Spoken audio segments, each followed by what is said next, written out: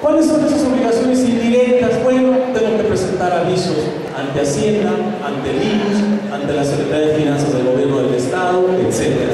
Debo expedir comprobantes, que ahora los comprobantes han sido un tema muy recurrido últimamente por las modificaciones que se han hecho a los mismos cuando los estamos incorporando a un esquema electrónico. Elaboración y presentación de declaraciones, llevar contabilidad, que esta me voy a detener un poquito. Mi comentario al principio de la plática, independientemente de las obligaciones fiscales que tengo yo, y cuando la propia ley del impuesto sobre la renta me establece, estoy obligado a llevar contabilidad, no podemos concebir ninguna entidad económica, ninguna, que no lleve una contabilidad. Por supuesto que dependiendo del tamaño de la entidad, así será la contabilidad. Y la contabilidad no necesariamente puedo llevarla en un COI, OPA, CUAS, COI, etcétera, etcétera. No. ¿Ustedes consideran que la señorita que está sentada a la entrada del baño de las mujeres es una entidad económica? ¿Sí o no? Casi no los oigo. ¿Si es contaduría aquí o es ingeniería bioquímica? ¿Es una entidad económica la señorita que está ahí? Por supuesto que sí. ¿Ustedes creen que ella lleva una contabilidad? ¿No? ¿Le preguntamos? Vamos a ver.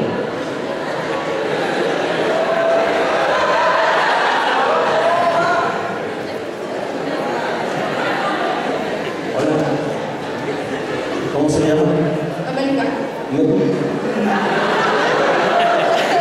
¿Como el equipo de fútbol? Qué mal estás. A ver, usted lleva en algún lado algún registro, una libreta, un papelito de cuántas bolsas de paletas compra, cuántas botellitas de refresco compra, cuántas galletitas compra, ¿sí o no? Sí. Y luego también registra todo lo que vende, ¿sí o no? Sí. Así son los empresarios, ¿se fijan? O sea, no registran todo lo que venden, ¿no? ¿Sí se fijaron? Sí. No soy así, no. Y usted hace los cortes del dinerito que cobró por la venta del día a diario, ¿sí o no? ¿Por qué? Pues mire, ya tiene usted muchos contadores que le pueden ayudar a realizar esos cortes. El punto es, un aplauso por favor para la señorita.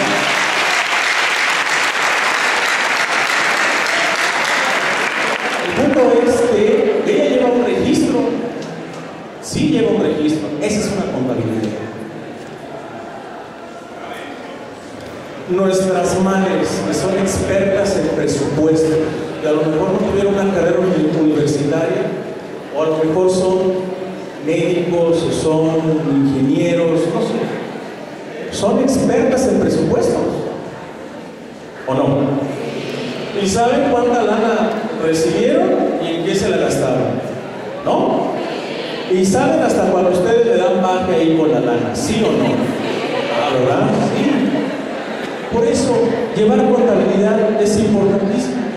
Formular, entre otros, estados financieros, balance, estado de resultados, flujos de efectivo, variaciones en el capital básicamente, levantar inventarios físicos, elaborar un dictamen de estados financieros para efectos fiscales que se conoce como dictamen fiscal, a través de un trabajo de auditoría donde vamos a informar a la autoridad fiscal que la empresa, por un lado, su información financiera está razonablemente presentada y muestra la realidad de la misma, y por el otro, cumplió de manera correcta y oportuna con sus obligaciones fiscales. Y llevar registros de inversiones en acciones, deducciones inmediatas, utilidades, moneda extranjera, etc. ¿Cómo se debe tributar? ¿Quién debe tributar? Ya sabemos, personas físicas, personas morales, así como estas figuras jurídicas conformadas por fideicomisos, la asociación en participación. Formas de tributar: personas físicas, actividades empresariales, ahí tenemos el régimen general, el intermedio, el régimen de pequeños contribuyentes. En actividades civiles, en acumulación de ingresos, los salarios, régimen de honorarios, arrendamiento de inmuebles, enajenación, adquisición de bienes, dividendos, intereses, premios, otros ingresos. Y personas morales, régimen general, régimen simplificado, y personas morales con fines no lucrativos. Obligaciones fiscales, materiales y formales. Tenemos obligaciones de dar, de hacer, de no hacer y de permitir o de tolerar. ¿Cuáles son las obligaciones de dar? En materia fiscal, pues está claro, tengo que contribuir, ¿no? Tengo que desprenderme de una parte de mi riqueza por un ingreso que tuve o por una actividad que realicé. De hacer, tengo que, ya vimos todas las anteriores, llevar contabilidad, levantar inventarios, presentar las declaraciones, etc. De no hacer, no registrar todo lo que vendo, no hacer compras ficticias, ¿sí? Por ejemplo. Y de permitir o tolerar a que si me porto mal, entonces, pues me va a cargar el payaso, ¿no? Como decimos, porque voy a ser sujeto de una sanción económica, un decomiso, un embargo, o en su defecto, de que pague con cuerpo. Con cuerpo. No va a faltar por ahí alguno que, yo sí quiero pagar con cuerpo. Bien. Patrimonio del empresario. ¿Qué es el patrimonio del empresario? Porque la gran mayoría de ustedes va a ir a trabajar a las empresas o a ser el contador externo de las empresas. Se entiende por patrimonio un conjunto de bienes, derechos y obligaciones susceptibles de adquirirse y que no estén incluidos del comercio, siempre y cuando de alguna manera puedan valuarse. ¿Quién es susceptible de tenerlo? Solo las personas físicas y morales son susceptibles de poder tener bienes, derechos y obligaciones, y no podrán tener más de un patrimonio. Universalidad del patrimonio. Se concibe que una persona, además de su patrimonio, o se puede concebir que una persona, además de su patrimonio, sea depositada, aquí debe decir depositaria, de otro, como sucede, por ejemplo, con la albacea en una sucesión testamentaria, el síndico en una quiebra. Sin embargo, la persona que sea depositaria de este patrimonio no puede ser una mera representación y no pasa de ser una mera representación y no les es permitido disponer de ese patrimonio que le fue encargado y que en consecuencia pues no es titular del mismo. El patrimonio es inalienable, esto es que un sujeto no puede en vida ni adquirir ni enajenar mediante algún medio un patrimonio en forma universal, es decir, un patrimonio que no es suyo. ¿Sí? Y el patrimonio de la familia es el mismo que comprende la casa habitación de la familia y en algunos casos una parcela cultivable. Este patrimonio familiar es inalienable, es decir, no puede, ¿verdad?, en vida ni adquirirse ni enajenarse y no está sujeto a embargo ni gravamen alguno. Después vienen otros como sociedad conyugal, que ya es otra forma jurídica de establecer el patrimonio cuando dos personas son dueñas de lo mismo, ¿no? Cuando ustedes están enamorados, ¿verdad? Levante la mano que esté enamorado de mí.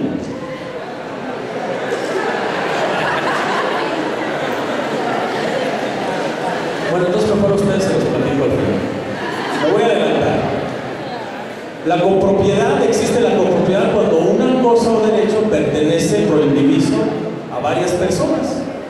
Se entiende por indiviso la denominación del bien o derecho que pertenece a una comunidad de personas, que no está dividido entre ellas, pero que pertenece a todas en forma común. Y esas situaciones se dan, por ejemplo, cuando alguna persona le deja un bien, entiéndase, por ejemplo, una casa a 5 hermanos. ¿De quién es esa casa? De mis hijos. ¿Y cómo? ¿El baño de quién es? ¿La cocina de quién? No se puede, por eso dice indiviso. Más que, sin embargo, como fue un bien que ya vimos que está valuado, el importe de ese bien, ese que en un momento determinado será divisible en todos los hermanos. Las acciones, títulos de crédito representativos en las sociedades anónimas y en las sociedades en comandita por acciones las que me dan el poder o compruebo que estoy participando accionariamente en una sociedad. Se consideran desde 3 puntos de vista: como parte del capital social, como expresión de los deberes y derechos de los socios, y como derechos a su vez, que tienen 2 aspectos: representativo de derechos corporativos, cuando tengo derecho a voto en una asamblea de accionistas, y representativos de derechos económicos, cuando tengo derecho a percibir los dividendos. En la actualidad, y de acuerdo con la Ley General de Sociedades Mercantiles, pues solo existen acciones nominativas, por lo que damos por hecho que las sociedades anónimas pues ya no existen. Derechos reales y personales. El patrimonio de una persona se integra por 2 tipos de derechos: reales y personales. Una persona o sujeto titular del derecho, una cosa u objeto del derecho, y la relación inmediata entre personas y cosas. Algunos ejemplos de derecho real son el de la propiedad, el usufructo, el uso, la habitación, la servidumbre, la hipoteca, la prenda, etc. El derecho personal cuenta con 4 elementos: un sujeto activo que puede exigir a otro, que se le llama acreedor; un sujeto pasivo que debe cumplir, al cual se le denomina deudor; la relación jurídica que los une, y el objeto del derecho, que consiste en la presentación, y generalmente está representado por la operación que yo haya realizado precisamente con ese deudor o con ese acreedor. Algunos ejemplos del derecho son el derecho a honor en la reputación, derecho al título profesional, derecho al nombre, derecho de autor, derecho de marca, de patente, etc. Bien, entonces el patrimonio, conjunto de bienes, derechos y obligaciones de los que una persona es titular. Patrimonio personal del empresario: bienes muebles, ustedes saben cuáles son, como cuál, telejita, un edificio, una maquinaria, ¿no? Un terreno. Corrijo, el terreno es un bien inmueble, ¿sí? Acciones, marcas, nombres y frases comerciales, derechos de autor, dinero en efectivo, seguros de vida, intereses y dividendos, derechos fideicomisarios, hipotecas, deudas. Patrimonio empresarial: físicas, morales, activos no circulantes, muebles e inmuebles, acciones, marcas, nombres y frases comerciales, recursos monetarios, rendimientos, deudas, hipotecas. Esos son los conceptos que integran el patrimonio. ¿Cómo conocer el patrimonio? Nada más a manera de ejemplo, por ejemplo, el inventario. ¿Qué tengo? Si le volvemos a preguntar a América que nos diga ahorita ¿qué tiene?, a lo mejor nos dice, a lo mejor no. ¿Qué tengo? Hoy en día pues es muy importante saber con qué activos cuento, cuáles son mis cuentas por cobrar reales, ¿no?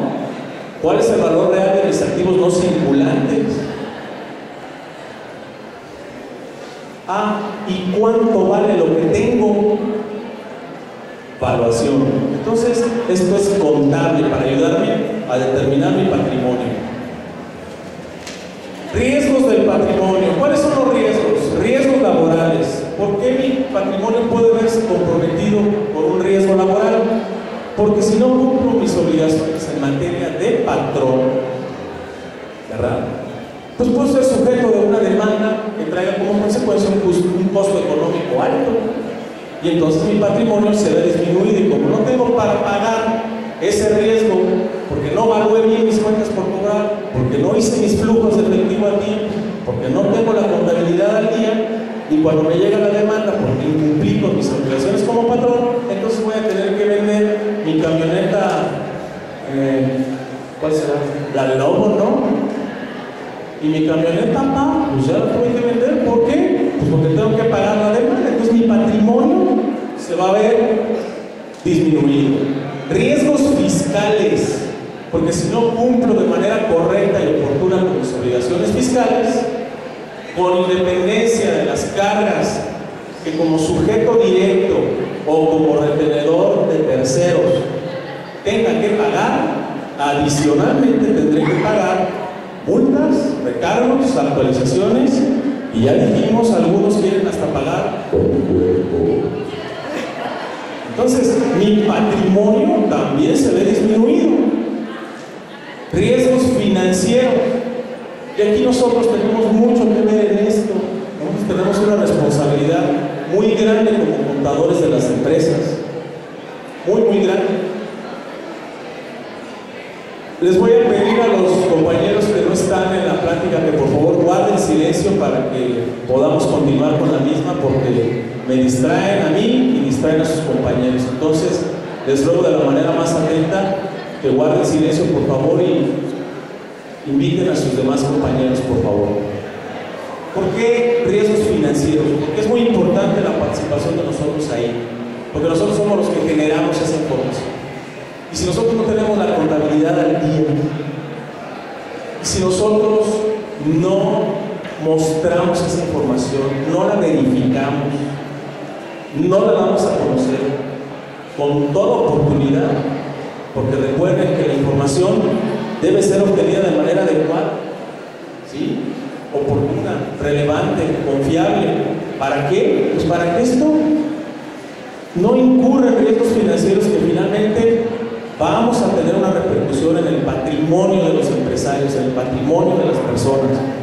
Y lo de menos es que la empresa pierda, sí, pero también voy a perder mi chamba, porque no hice bien mi trabajo. Y poner a una empresa dentro de un riesgo financiero, pues con qué va a poder hacerle frente a sus obligaciones fiscales y a sus obligaciones laborales. No podría. Entonces, mucho ojo con lo que hacemos. ¿Cuál otro riesgo? Los riesgos hepáticos. ¿Saben cuáles son esos? ¿Y los cardíacos?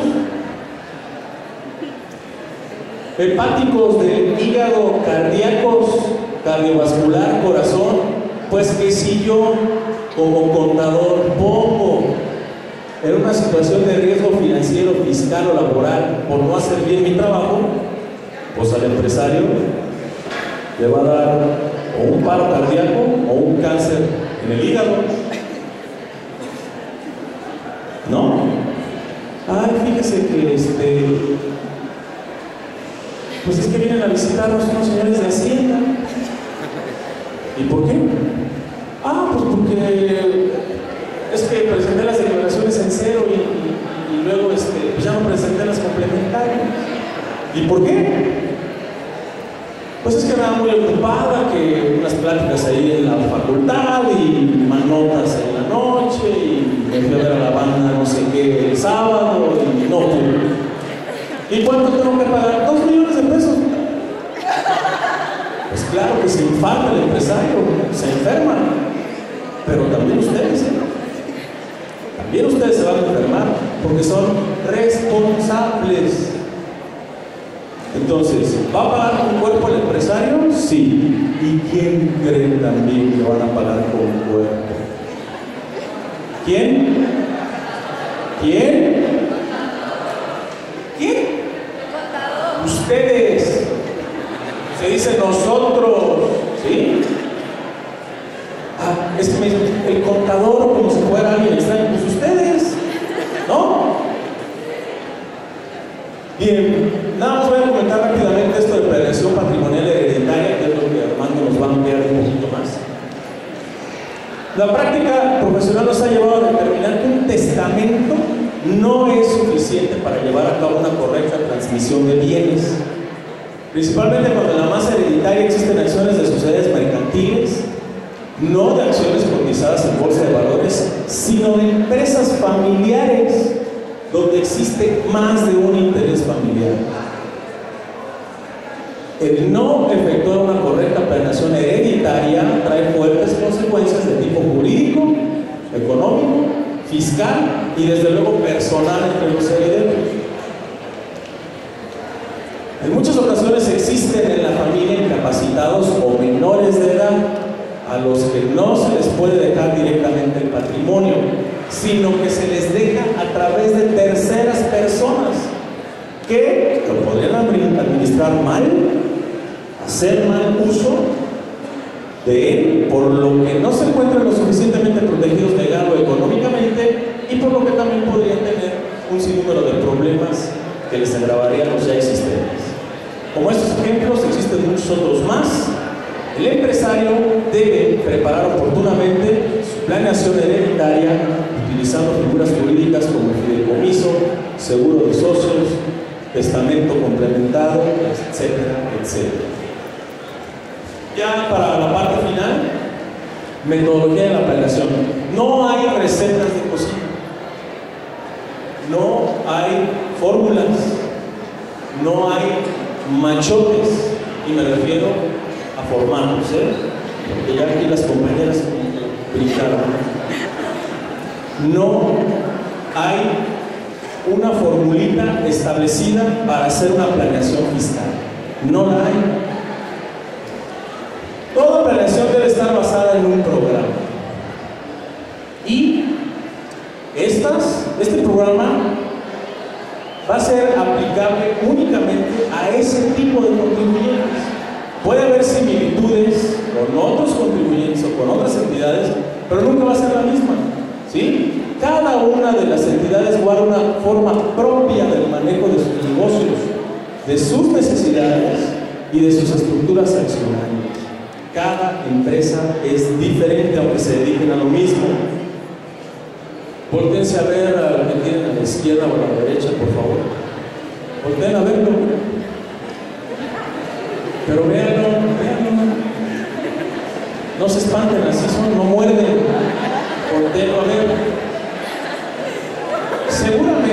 Seguramente voltearon, en el caso de los varones, voltearon y vieron a otro varón. Ahorita no estamos que si, no. Y a lo mejor ese varón es mi compañero de semestre, ¿no? ¿Tienen cosas en común? Sí. ¿Cuál? Primera, que son varones, pues, por lo menos por fuera, ¿no? Son varones. Dos, son alumnos del noveno, del séptimo, del quinto semestre, ¿no? Pero es igual a ustedes. No, yo no quiero, ¿verdad? Está regacho, ¿no? Lo mismo pasa con las empresas, no son iguales aunque tengan cosas en común. Entonces ustedes son los que van a buscar las herramientas con el conocimiento que deben de tener la misma entidad a efecto de establecer cuál es la estrategia que más se adecua a las necesidades que requiere la empresa. Estas nada más son meros conceptos que pueden ayudarles a poder hacer una planeación. Radiografía y o análisis consiste en identificar el estado actual de la entidad, ¿verdad? Desde el punto de vista fiscal, jurídico, financiero de la empresa o grupo de empresas. Diagnóstico, determinar posibles soluciones que sirvan de base para la toma de decisiones. Alternativas, análisis conjunto de los asesores con los accionistas de la empresa, donde se determinan los procesos que vamos a seguir. Implantación, aplicar los acuerdos tomados, estos pueden involucrar especialistas de otras áreas. Mantenimiento, el resultado de una correcta estrategia puede verse afectado si no se siguen políticas permanentes y adecuadas. Disciplina, ¿verdad? Por lo que es indispensable conseguir un acercamiento directo en la operación del negocio. El pago de contribuciones, al igual que otros insumos, es un costo del producto. Por lo tanto, no puede decirse que se está cumpliendo con la misión de la empresa de producir el mejor producto al precio más bajo si se incurre en altos costos fiscales. Y aquí lo financiero está directamente amarrado con lo fiscal. Repito, si no sé contabilidad, mejor me olvido de todo esto. No, pero es que yo tengo mi contabilidad al día, contador. Ah, sí, sí. A ver, enséñame la última balanza de comprobación. Balanza al 31 de octubre. Oh, muy bien. Présteme la conciliación bancaria. La conciliación bancaria. La conciliación bancaria. La conciliación bancaria. Ah, no, es que esa nomás la tengo hasta febrero. Sí, sí, pero aquí está la contabilidad. ¿Será confiable eso? No.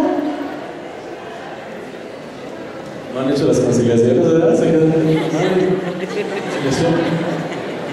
Otra. Présteme la balanza. 31 de octubre. Présteme la conciliación. Sí, sí la tengo. De las 4 cuentas. Nos enseñan las conciliaciones. Y tengo partidas en las 4 conciliaciones desde el 2011. Tengo depósitos que el banco tiene y que yo no. Depósitos que el banco tiene y que yo no. ¿Cuánto da la suma? 239,000 pesos.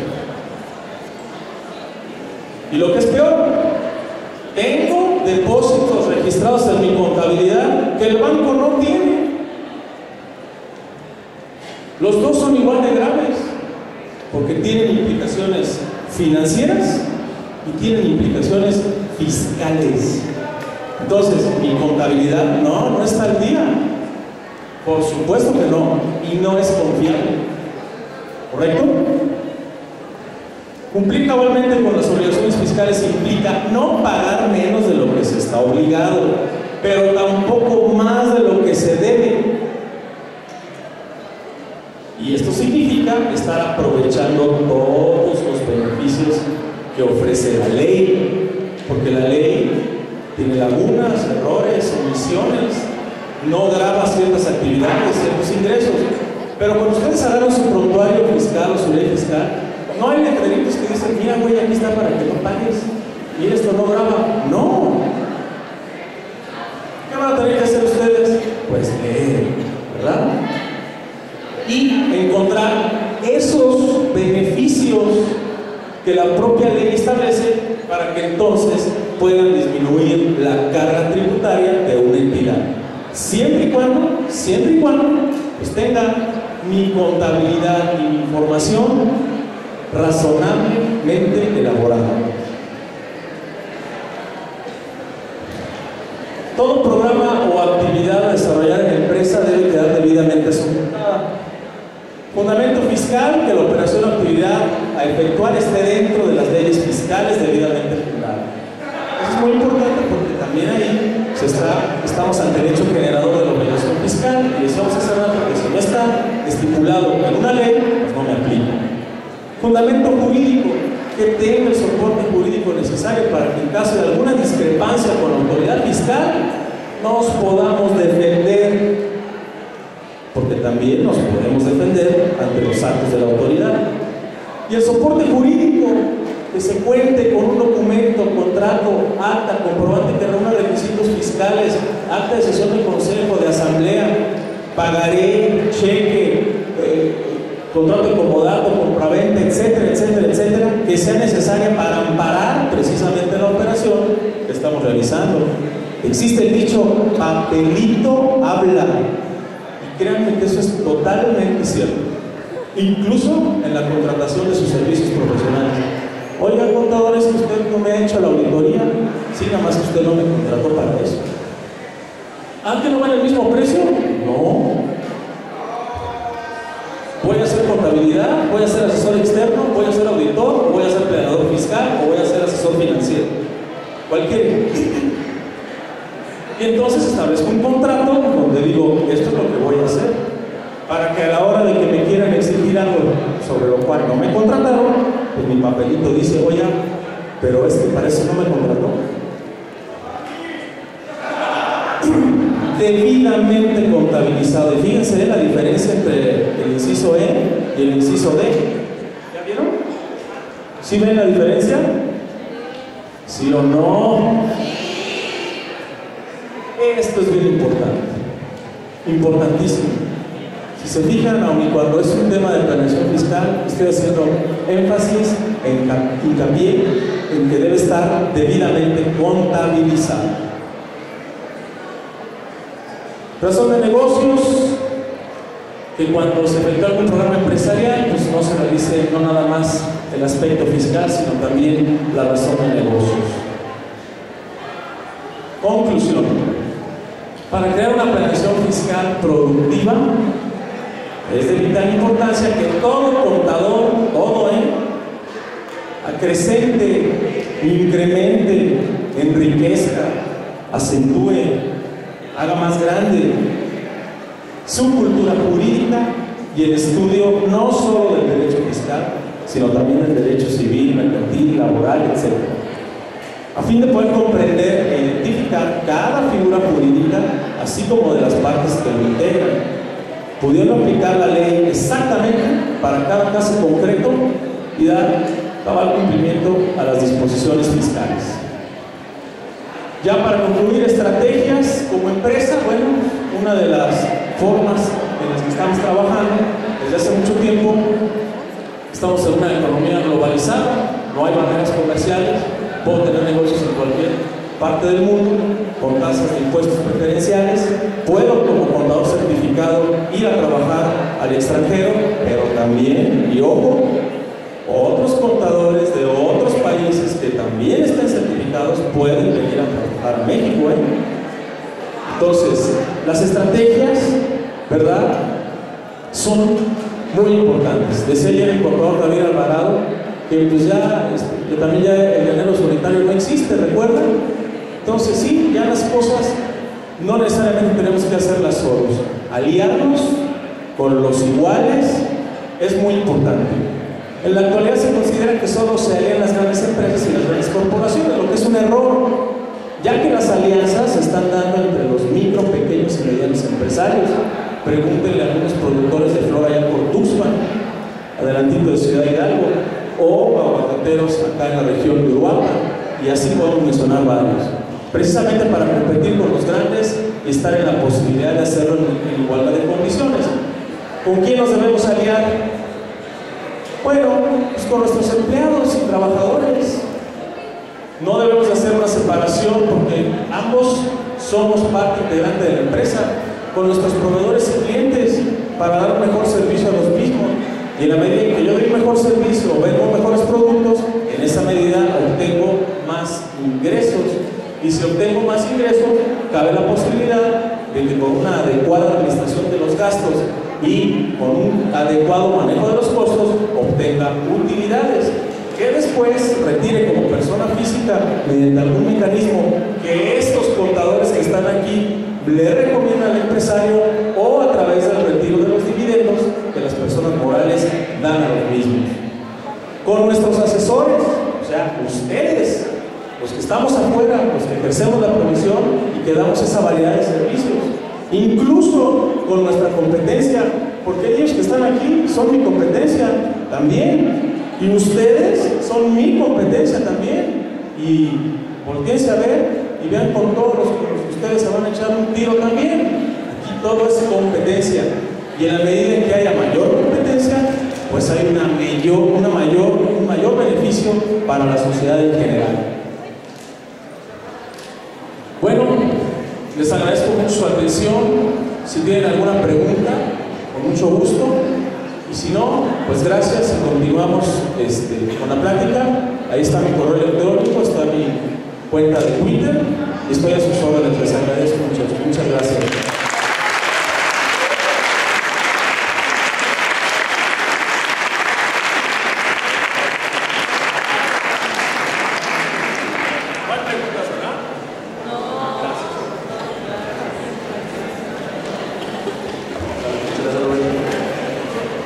Retomando el tema que en cierto punto tocó Roberto, en base al patrimonio, vamos a seguir con el siguiente tema que se llama admisión patrimonial.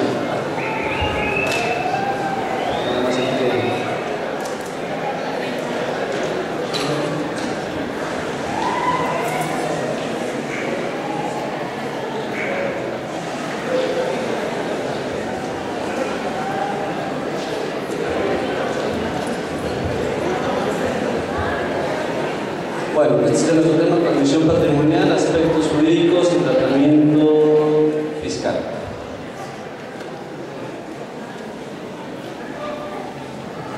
Ya lo comentó Roberto sobre lo que es el patrimonio. ¿Qué es el patrimonio? Ordinariamente decimos que es un conjunto de bienes y derechos pertenecientes a una persona física o jurídica. Legalmente nos dicen que es un conjunto de relaciones jurídicas pertenecientes a una persona susceptibles de estimación pecuniaria, constituido por activos, que son bienes y derechos, y pasivos, obligaciones, deudas y cargas. Estamos de puros contadores, ¿no? El patrimonio en sí, que es una empresa. Nosotros todos manejamos lo que es un balance general. El balance general, ¿cómo está integrado? Por la parte de la izquierda, recuerdan, el activo. Por la parte derecha es el pasivo y el capital. En el activo que se tiene, todos los bienes y derechos. En la parte del pasivo, que son obligaciones, deudas y cargas. Entonces, ¿qué va a hacer? Lo que tengamos activos, pero lo que debamos, que son los pasivos, ese va a ser nuestro patrimonio, que es realmente lo que es el capital. El patrimonio de una empresa puede ser capital, pero no nada más para una empresa, también para una persona física que comparte de nosotros. Hay un patrimonio que es el que hemos estado platicando con Robert, que estamos viendo aquí, que vemos en la materia. Hay patrimonio que es el legal, pero también hay patrimonio moral. Todos tenemos un patrimonio moral, ¿no? Nuestra vida se puede ver igualito, con un balance general, ¿no? ¿Qué tenemos en nuestro activo? ¿Qué podemos tener de bienes? ¿Qué podemos tener de derechos? Sobre todo, nuestra familia, nuestros valores morales, todo esto puede ser nuestro activo personal, ¿no? ¿Qué tenemos en pasivos? A lo mejor yo puedo hacer una muy buena obra con la gente, puedo ayudar alimentos a las zonas marginadas, hay que tener un activo, ¿no? Gané algo, pero imagínense que después llego y pateo un pedo, trato mal a la que se apoya al señor que apoya en la casa, ¿qué va a pasar? Ya tengo una deuda moral con ella, ¿no? Entonces, se fijan, también hay un patrimonio moral. ¿Qué dicen cuando alguien se muere? Hizo un balance de su vida y para el parecer fue bueno o fue malo, ¿no? ¿Sale? Ese también hay un patrimonio moral. En lo que es nuestra carrera, aquí nos dedicamos básicamente a lo que es un patrimonio económico, ¿no? ¿Ah? Pero bueno, que lo vemos, está en el capital, reflejado en un balance. No es lo que es el patrimonio de una empresa o de un empresario. Pero ahora viene nuestro tema. Como bien decía Roberto, en la vida que hay algo inevitable, el pago de impuestos y morirse, ¿no? Si hay algo seguro en esta vida es que nos vamos a morir. Todos, nadie se puede evitar de eso. Entonces, por eso la importancia de este tema, sobre todo los empresarios. Hay empresarios que no quieren volver ni siquiera a pensar en ese momento, pero es algo inevitable, tienen que llegar a ese momento, ¿no? Lo puede hacer de dos maneras. Puede hacerlo de manera de un proceso tranquilo y paulatino, de forma ordenada y con plena voluntad, pero también puede hacer que no haga nada y lo deje toda la carga para después de la muerte, ¿no? Y sin haber existido una posición previa, que es también recomendable, pero son esas dos opciones las que tenemos. ¿Qué le pasa al empresario? Que sigue el conflicto de que el proceso de transición profesional es que en ocasiones el titular desconoce la manera de transmitir su patrimonio, puede considerar que los costos del proceso de transmisión son altos, o bien o por temor de crear conflictos entre sus seres queridos. Es muy común también que el empresario toda la vida se la pasa trabajando, no planea nada y al final se muere, todo por no meterse en conflictos con los hijos, con la familia. ¿Qué pasa? Al final le dan más conflictos a ellos. Es muy típico también que el gran empresario, después de morirse, la empresa se cae y se acaba todo su patrimonio porque a lo mejor los hijos no saben ni cómo gastaban ni cómo llevaban a cabo. Eso es lo que se quiere evitar con este tema.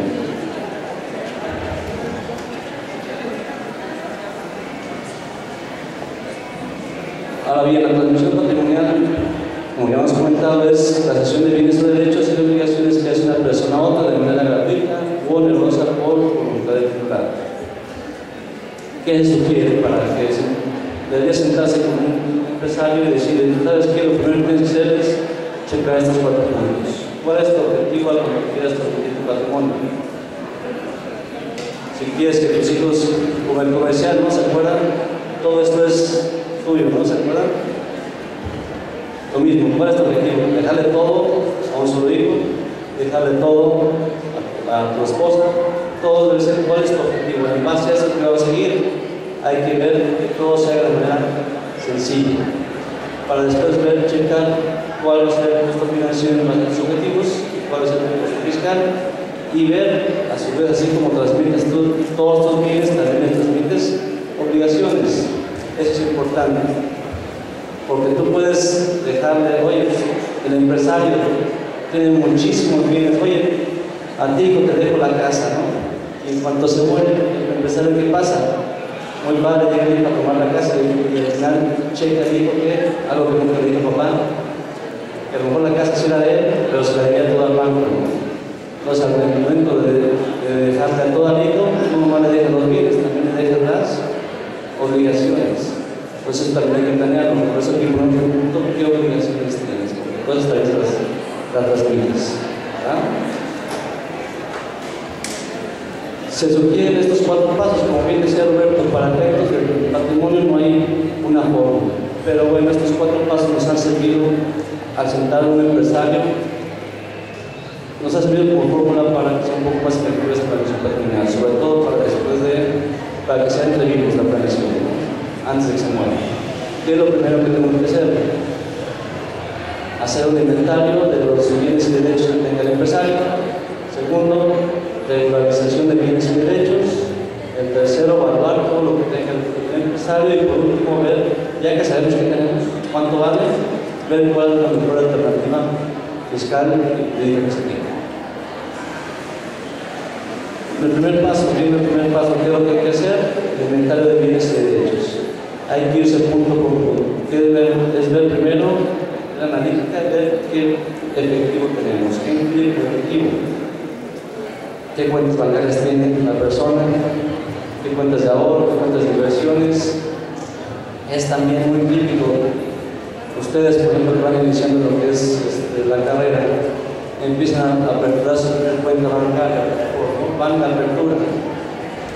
En el banco les van a preguntar, oye, ¿tienes que poner a alguien o titular de tu cuenta? ¿Qué es el titular que va a compartir responsabilidad de la cuenta? Van a decir, o no, la cuenta es mía, es mi dinero. Pero les van a preguntar en el banco, ahorita que están jóvenes, ¿quién es tu beneficiario de la cuenta? Por si algo llegará a pasar. Y a lo mejor vas con la novia, y sabes cómo es ella, ¿no? Si primero ella se va a llevar todo, ¿no? Es muy, lo que es muy común es que pasa el tiempo, ya con la novia, tuvo 5 novias más, ya se casó, pero la cuenta sigue manejando su cuenta original. Se muere el empresario, ¿y qué pasa? Cuando voltean a ver todo el dinero que están las cuentas bancarias, ¿quién era el beneficiario del contrato original? La primera novia.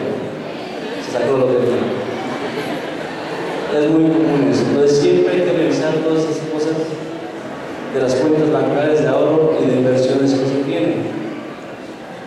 También hay que checar, ya después que ve que se tiene, hay que ver qué bienes muebles tienen. Automóviles, las joyas, las pinturas, siempre cuando alguien se mueve, lo primero que se aparece son las joyas. ¿Por qué? Pues para ellas,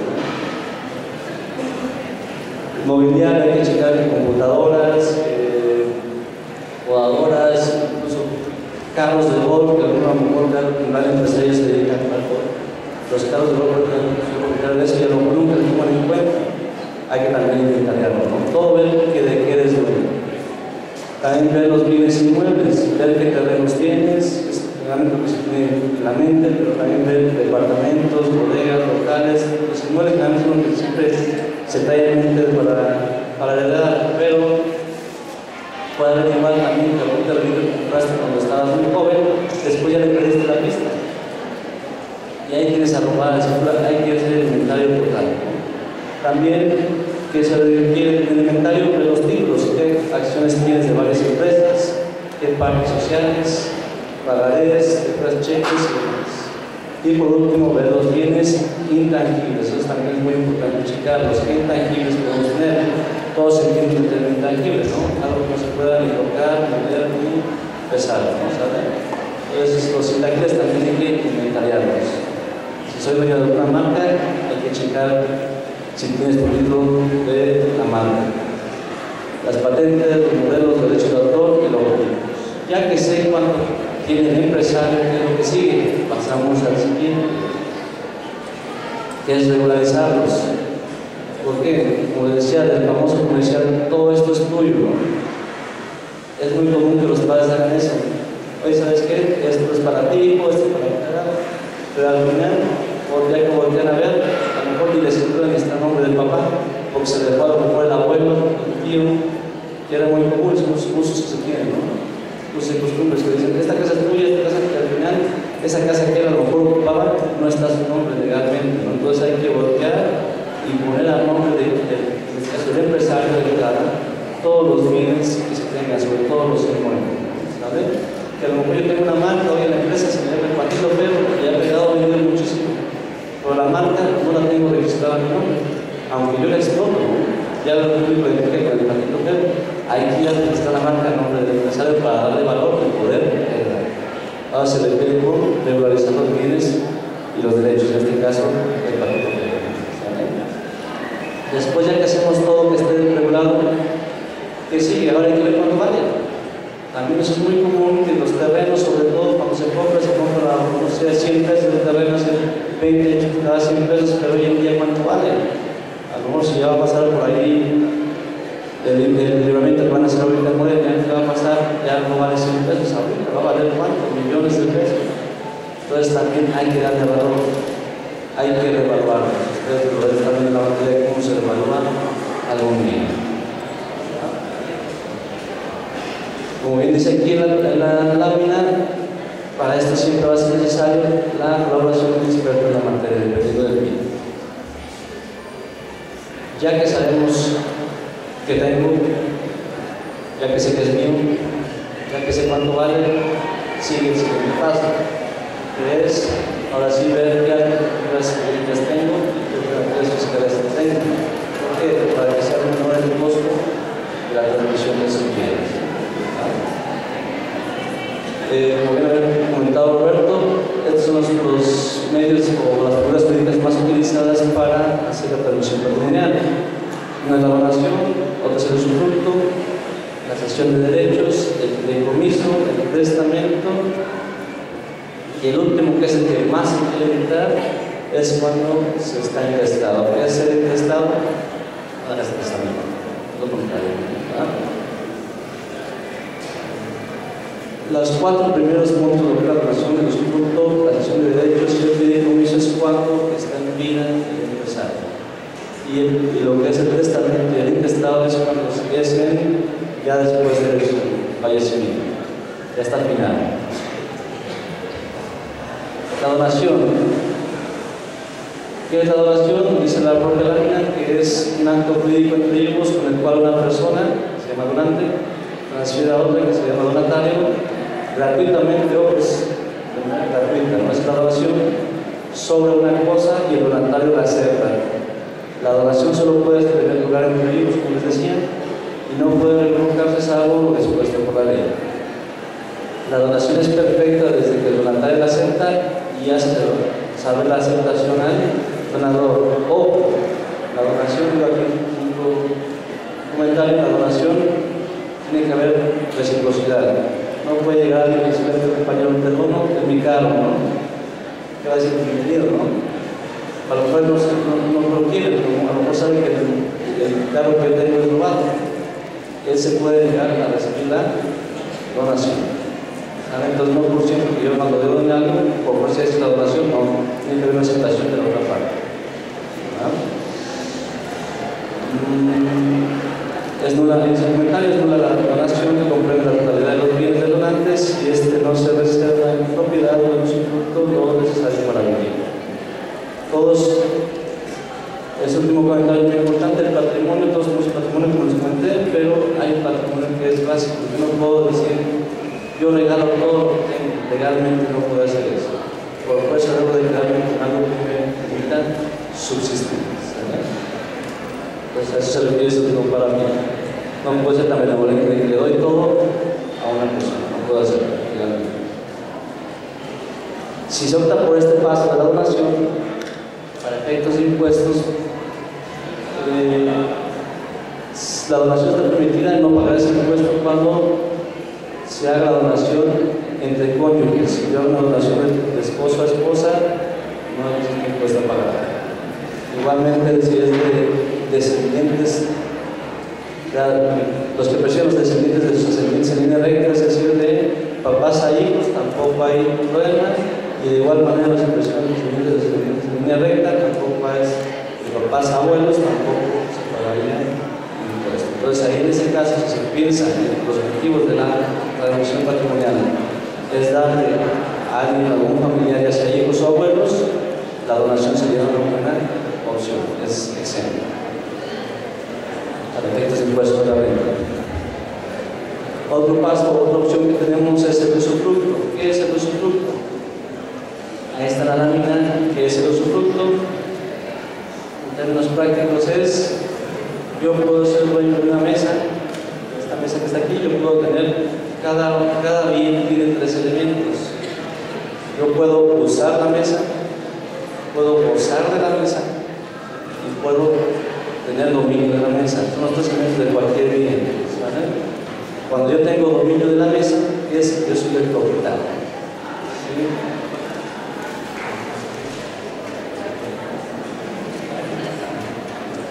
¿Va? El término gozar, ¿qué es? Que gozo de los frutos, ¿sale? Pues, ¿qué pasa? Yo puedo transmitir el uso de la mesa, ¿no? ¿Sale? Eso que se conoce como voy a arrendar la mesa. Le permito a otra persona que use la mesa, ¿sale? Sigue teniendo yo el elemento de los frutos de la mesa y mantengo el elemento de lo que es el dominio de la mesa, si yo soy el propietario. ¿Vamos bien? Yo también puedo otorgar a alguien, a la compañera, por ejemplo, que use la mesa y que también goce de los frutos que tiene la mesa, ¿vale? Ahí qué pasa, si yo soy dueño de la mesa, pero yo lo voy a explotar completamente la mesa, es decir, ¿qué frutos puede arrendar la mesa? ¿La puede arrendar y está generando frutos la mesa? Sí. ¿Sí me explico? Ese es el contrato que se llama usufructo, que es el que estamos viendo.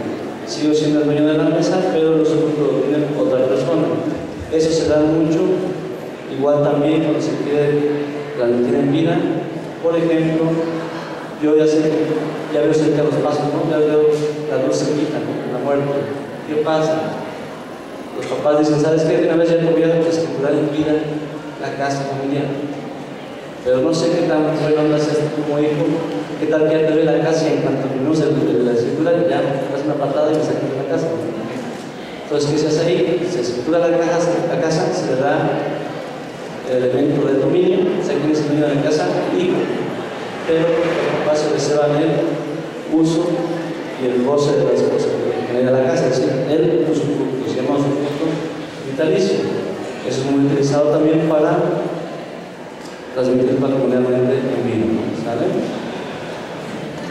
Como bien dice allí, características del usufructo es, primero, puede construirse a favor de una o de varias personas simultáneamente. Otra es, el usufructuario puede gozar por sí mismo de las cosas usufructuadas.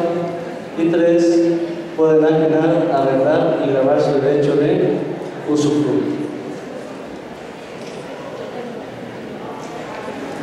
Ya en materia fiscal, el usufructo, a efectos fiscales, dice el artículo 14 que la construcción del usufructo no se considera enajenación, dado que mediante esta figura no se transmite la propiedad del bien objeto del contrato.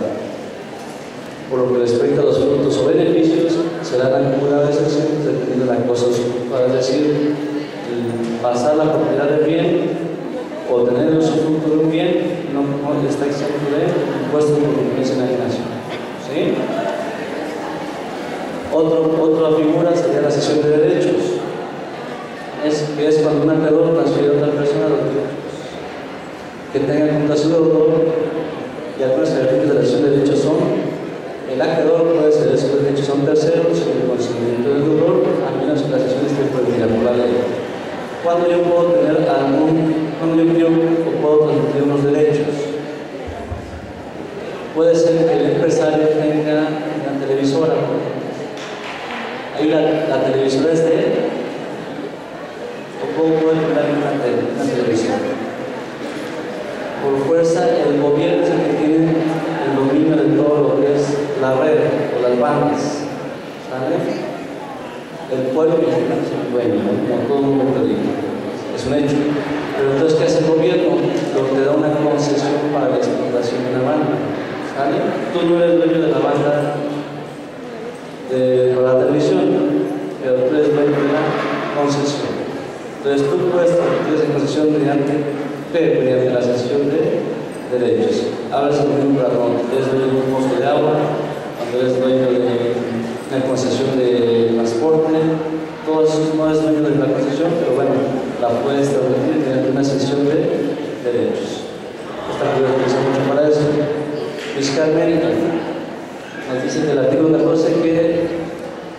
considera como generación de bienes la cesión de derechos para adquirir bienes tangibles. Vas a tratar de contemplar con el capítulo de la generación de bienes. Ojo, habla de bienes tangibles. Lo que les hablo de las concesiones son intangibles. Entonces, en este caso, no habría enajenación. ¿Sí me va a entender? Entonces, por esta actividad se sugiere para las concesiones, sobre todo. El fideicomiso. ¿Qué es el fideicomiso? No es otra cosa más que un contrato. Eso no es un traje americano. A lo largo ya lo he estudiado, que es un fideicomiso, es un contrato entre participantes partes, un fideicomisario, un fiduciario y un fideicomisario. ¿Quién es el fideicomisario? Que aporta un bien, el bien objeto del fideicomiso. ¿Qué es el fiduciario? Es una institución financiera que es la que va a administrar el bien fideicomisario. Y el fideicomisario es el que recibe los beneficios de ese fideicomiso.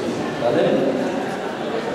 Como les digo, en México el fideicomiso no está muy regulado. A lo mejor han visto las películas que en Estados Unidos y otros países se utiliza mucho el fideicomiso. Y es muy común. En México, como no se utiliza mucho, también no está tan regulado. Entonces, nos da la pauta de que podemos hacer lo que queramos con lo que es el fideicomiso. Cualquier cosa que se entre otras cosas, para que haya transmisión patrimonial, pues se dé la transmisión también a quien se quiera transmitir. Por ejemplo, siempre doy esa clase. A lo mejor el abuelo ya también siente que se va a morir, tiene varios bienes, le quiere ya heredar en vida al nieto, pero no puede porque el nieto tiene 2 años. Entonces, ¿qué puede hacer? A lo mejor va a crear un contrato de fideicomiso con quien la fiduciaria va a decir, ¿sabes qué? Yo aporto el carro del último modelo que tengo ahorita, la cabaña que tengo de campo en tal lugar, la aporta el fideicomiso. Oye, tu fiduciaria, manténla, administra y manténla bien hasta que el nieto tenga 18 años o 25 años de la carrera. Hasta ese momento, escritúrala, tanto la casa y darle la factura del carro al nieto. No sé cómo está el carro a esa fecha, pero bueno, se lo va a entregar. Entonces, ese es lo que es un fideicomiso. Hay quien se encarga de manejar la fiduciaria, la institución financiera, por medio de este contrato. Esa es una forma muy común de también transmitir patrimonialmente en vida los bienes del empresario. Ahí les ponen la característica del fideicomiso, es que puede ser objeto del fideicomiso toda clase de bienes y derechos, también pueden ser derechos, salvo aquellos que conforme la ley sean estrictamente personales de escriturar, tales como las garantías individuales, los derechos de la familia, etc. Esto no puedo transmitir. Y el fideicomiso cuyo objeto recaiga en bienes inmuebles deberá inscribirse en la sección de la propiedad del registro público.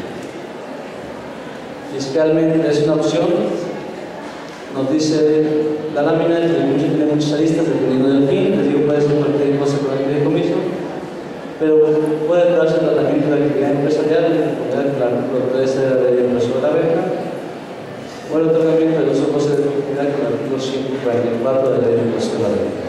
Es decir, si se paga impuesto, sí. Es una de las formas más seguras para definir el patrimonio. Eso sería en vida. Ya cuando alguien se muere, ya falleció la persona, el empresario, ¿qué pasa?